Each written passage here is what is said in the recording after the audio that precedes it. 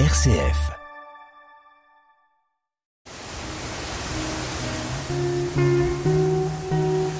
Escapade en Champagne.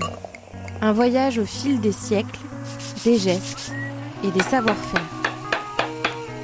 Christopher Faustent.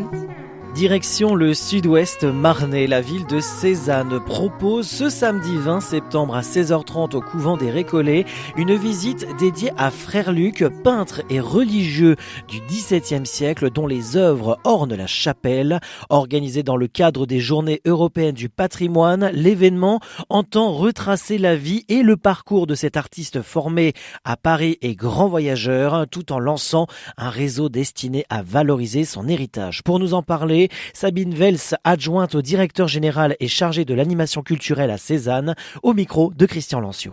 Dans le couvent des Récollets, dès 16h30, un rendez-vous pour découvrir ou redécouvrir ce franciscain récollet et peintre du XVIIe siècle, avec tout d'abord une conférence qui sera donnée par Jacqueline Touchet, qui est une spécialiste locale de Frère Luc. Une conférence qui va durer 1 heure sur Frère Luc en France, mais aussi en Nouvelle-France, parce qu'il ne faut pas oublier que Frère Luc, qui était religieux, peintre, a été aussi un grand voyageur, puisqu'il a traversé les océans avec l'intendant Jean Talon de Châlons pour aller peindre aussi au Québec. Après cette conférence, les personnes présentes ont le plaisir de découvrir une œuvre que la ville a acquise de Frère Luc, une œuvre de Frère Luc qu'on a achetée aux États-Unis, donc qui va venir enrichir les collections de Sézanne. Donc ça, c'est quand même très intéressant, le Christ adolescent. Cet après-midi se poursuivra avec le lancement d'une publication qui a été réalisée par Catherine Lepont, qui est adjointe au maire, Jacqueline Touchet, la spécialiste, et puis les services municipaux.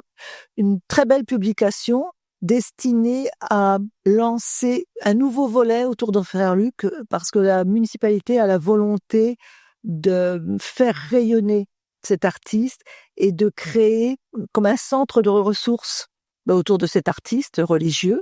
Voilà, donc le but, c'est vraiment de mieux connaître les lieux où on peut trouver des œuvres, aussi bien en France qu'au Canada et singulièrement au Québec, et puis de créer des ponts entre toutes ces villes qui ont la chance d'avoir des tableaux. Je reviens à l'œuvre qui a été acquise par la mairie de Sézanne, et qui a donc la peinture du Christ adolescent. C'est vrai que c'est rare, on a quelques peintures du Christ enfant ou alors adulte, et celle-là, elle est quand même rare. Tout à fait, oui, c'est quelque chose d'exceptionnel. Donc on est très heureux de pouvoir la présenter au public, et elle va rejoindre les siens dans la chapelle. Après donc ce dévoilement de ce tableau, il y a donc le lancement de la publication avec un ouvrage qui sera remis à chaque personne présente. Ensuite, on inaugurera la remise en peinture des grilles du cloître. Grâce à l'investissement financier des Amis du patrimoine et soutenu par la ville de Sézanne, ces très belles grilles du XVIIe également ont pu être démontées, transportées par les services techniques dans une entreprise spécialisée en rénovation de ferronneries d'art anciennes. Elles ont été sablées, protégées, remises en peinture, et elles ont retrouvé leur place pour l'occasion, pour ces journées du patrimoine. Et on inaugurera donc cette remise en peinture. Tout à fait. Et alors on termine par un concert, je crois. On termine tout à fait par un très beau concert donné par Academia, qui est un ensemble baroque, vocal et instrumental bien connu dans la région Grand Est, le Requiem de Mozart.